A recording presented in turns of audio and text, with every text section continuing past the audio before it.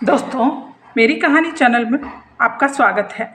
आज की कहानी है जंगल का होटल। जंगल के बीचों बीच ऊंचे ऊंचे पेड़ से गिरा एक शानदार होटल खड़ा था। जंगल होटल। ये होटल जंगल के पूर्व राजा शेरू सिंह ने बनाया था ताकि सभी जानवर यहाँ आराम से ठहर सके और स्वादिष्ट भोजन का आनंद ले सके। आज इस होटल का शानदार उद्घाटन था और शेरू इसे एक यादगार दिन बनाना चाहता था। सुबह सुबह होटल के विशाल प्रवेश द्वार पर शेरू अपने खास मेहमानों का स्वागत करने के लिए तैयार था। उसकी टीम चंचल बंदर चीटू, होटल का रिसेप्शनिस्ट, अपनी टाई ठीक कर रहा था।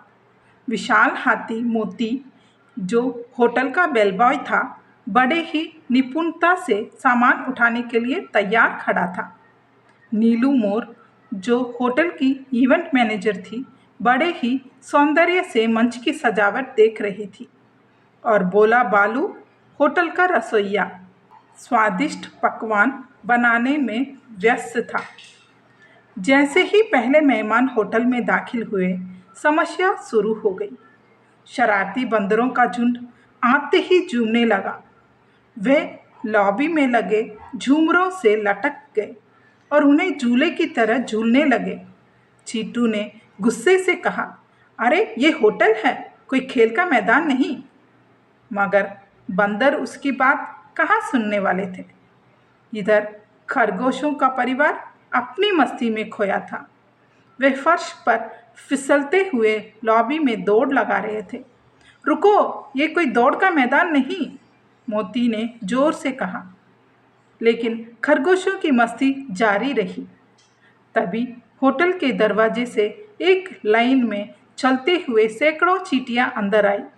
उनके साथ एक बड़ा सा पत्ता था, जिसे वे अपना सामान बताकर रिसेप्शन पर रख रही थी। चींटू को समझ नहीं आया कि इतनी सारी चींटियों का होटल में क्या करना था। उसने शेरू से पूछा, महाराज, इतने सारे चींटियों का कमरा कैसे बुक करें? शेरू ने स्थिति को संभालते हुए सभी को शांत करने की कोशिश की। उसने बंदरों को समझाया कि झुमरों से झूलना खतरनाक हो सकता है और खरगोशों से कहा कि लॉबी में दौड़ने से दूसरे मेहमान परेशान हो सकते हैं। इसके बाद शेरू ने नीलू से पूछा, होटल का उद्घाटन समारोह तैयार है ना? नीलू ने मुस्कुराते हुए कहा, सब कुछ एकदम परफेक्ट है। बस हमें ये सुनिश्चित करना होगा कि खाना सही समय पर पहुंचे। उधर भोला बालू भी किचन में जोर शोर से खाना तैयार कर रहा था। लेकिन अचानक होटल में एक जोरदार आवाज़ आई, धड़ाम। शेरू भागकर किचन पहुंचा तो देखा कि एक बड़ी सी हांडी जमीन पर गिरी पड़ी थी और बोला सिर पकड़कर बैठा था।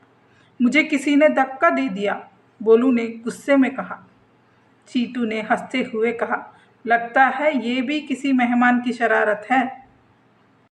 शेरू को समझ आ गया कि होटल चलाना आसान नहीं होगा, लेकिन वह हार मानने वालों में से नहीं था। उसने पूरे स्टाफ को एकजुट किया और आदेश दिया कि सभी मेहमानों की ज़रूरतों का पूरा ध्यान रखा जाए। शाम होते होते होटल में शांति लौट आई।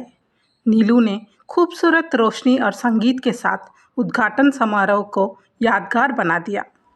अंत में शेरू ने राहत की सांस ली और सोचा, पहला दिन मुश्किल था, लेकिन अगर टीम साथ रहे तो ये जंगल होटल हमेशा शानदार चलेगा। ठीक है बच्चों, अगली भाग में फिर मिलेंगे। तब तक के लिए खुश रहो और खुशी बांटो।